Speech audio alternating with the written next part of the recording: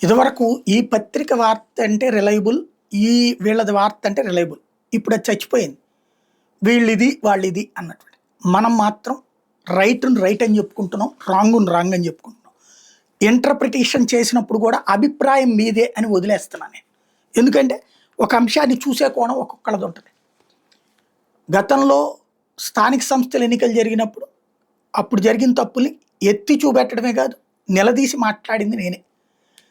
అప్పట్లో జాకెట్‌లో చేయి పెట్టి మరి నామినేషన్ ఫారాలు వెయ్యనివ్వకపోవడం, అట్లాగే దొంగ ఓట్లకు సంబంధించినటువంటి అంశాలే కాకుండా ఏకగ్రీవాలు.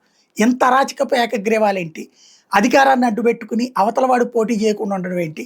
స్థానిక ఎన్నికల్లో కనీసం ఎవడో గన్నయ్య గాడు పోటీ చేస్తూనే ఉంటాడు.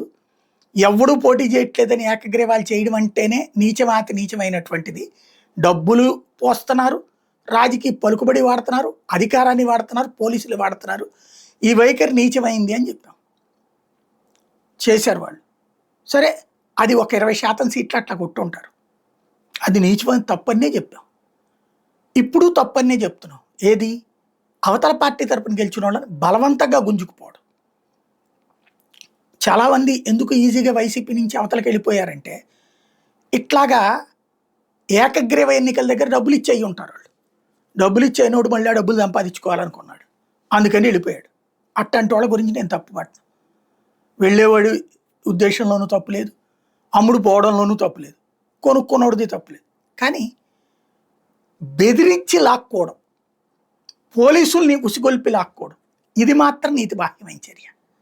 ఇది మాత్రం అరాచకం. వాడు అమ్ముడు పోతున్నాడు, కొనుక్కోండి, వాడి కర్మ, వాళ్ళ పార్టీ కర్మ.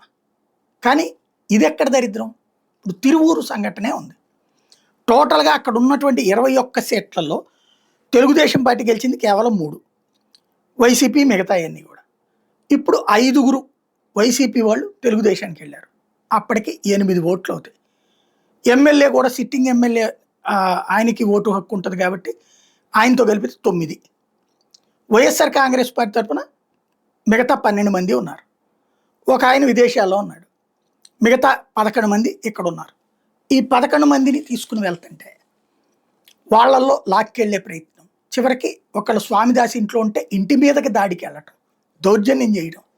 అట్లాగే ఇక్కడ ఉన్నటువంటి వాళ్ళని అవినాష్ అక్కడ క్యాంప్ పెట్టి జిల్లా అధ్యక్షుడు హోదాలో వాళ్ళని తీసుకుని వెళ్తుంటే వాళ్ళ మీద దాడులు చేయడానికి అక్కడ టోల్ గేట్ల దగ్గర కూర్చోడు. చివరికి ఎన్నికల కమిషనర్ దగ్గరికి తీసుకెళ్తే ఎన్నికల కమిషనరు భద్రత కల్పించమని డీజీపీకి ఆదేశిస్తే స్వామిదాస్ వాళ్ళు ఇంటి దగ్గర ఉన్న వాళ్ళని, అట్లాగే వీళ్ళ దగ్గర ఉన్న వాళ్ళకి భద్రత కల్పించమంటే అందరికీ స్వామిదాస్ ఇంటి దగ్గర భద్రత కల్పిస్తామని వీళ్ళు వెళ్ళేలోపు దారిలో టోల్ గేట్లు పెట్టి ఆపేటటువంటి ప్రయత్నం. అంటే పోలీసు యంత్రాంగాన్ని వాడుతున్నాం, దౌర్జన్యాన్ని వాడుతున్నాం. ఏంటి దీనివల్ల ఏం సాధిస్తాం? అంటే బలవంతంగా గుంజుకెళ్ళి మా పార్టీలో చేసుకుని తీసుకోండి. దీనివల్ల ఏమన్నా పోనీ ఒరుగుతుంది? ఈడ్చిపెడిదంతా ఏడాదిలోపు మళ్ళీ స్థానిక ఎన్నికలు జరుగుతాయి. దీనివల్ల ప్రజలకి ఏమన్నా మనం సరైన సంకేతం ఇస్తున్నామా? బాధ్యతాయుతమైన సంకేతం ఇస్తున్నామా? ప్రజాప్రతినిధి అంటే అంత నీచమా? తన్ని లాక్కెళ్తాం, మా పార్టీలో పడేసుకుంటాం, బానిసల్లా చేసుకుంటాం అంటే ఏంటిది అసలు? ఇంకోటి వ్యవస్థలు. చివరికి కోర్టు ఏమంది? అర్జెంటుగా హౌస్ మోషన్ పిటిషన్ హైకోర్టులో పడింది. దీని మీద వాళ్ళు న్యాయ పోరాటం చేయడం తెలిసిన వాళ్ళు కాబట్టి, అనుభవం ఉన్నోళ్ళు కాబట్టి వెంటనే హైకోర్టుకి వెళ్ళారు. హైకోర్టు ఏమంది? ఏంటి అసలు ఇది అని నిలదీసిందే. సెక్యూరిటీ ఇవ్వమని చెప్పిందే. సెక్యూరిటీ ఇవ్వమని ఆదేశిస్తే గంటలోపు సెక్యూరిటీ వచ్చేలోపు వాళ్ళందరికీ తలా గన్మెన్ అరేంజ్ చేసి ఈలోపుగా ఎలక్షన్ వాయిదా వేయించేస్తారు గొడవలు పడేసేసి. ఎక్కడ దాకా వెళ్తున్నది ఈ వ్యవస్థ? ఒకటో రెండో చోట్ల తేడా ఉందంటే ఒక అర్థం ఉంది. నైతికత మర్చిపోతున్నారంటే అర్థం ఉంది. విధ్వంసం, దౌర్జన్యం, రౌడీయిజం, వాళ్ళు తప్పు చేశారు, దానికి 10 మేము తప్పు చేస్తాం, అదే ఆ కోరుకునేది ప్రజలు. ఆలోచించాల్సిన సందర్భం.